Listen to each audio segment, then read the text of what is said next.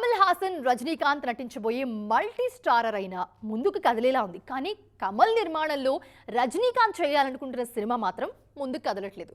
పైగా ఈ సినిమాకు డైరెక్టర్స్ ఇలా ఫైనల్ అవుతున్నారు, అలా బయటకు వెళ్ళిపోతున్నారు. తాజాగా మరొకరు సీన్లోకి ఎంట్రీ ఇచ్చారు. ఇప్పుడు అసలు ఏం జరుగుతుంది తలైవై 173 విషయంలో?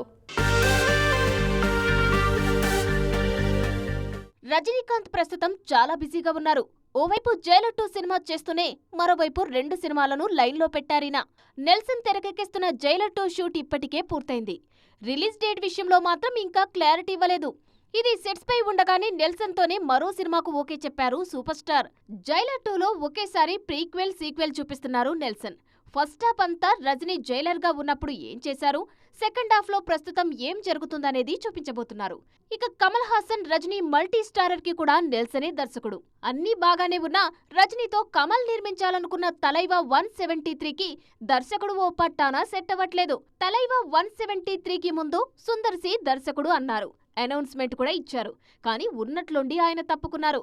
తర్వాత సిబి చక్రవర్తి వచ్చి అలాగే వెళ్లిపోయారు. తాజాగా ఈ ప్రాజెక్టులోకి అశ్వత్ మరిముత్తు ఎంట్రీ ఇచ్చారు. డ్రాగన్ తో ఈయనకు మంచి గుర్తింపు వచ్చింది.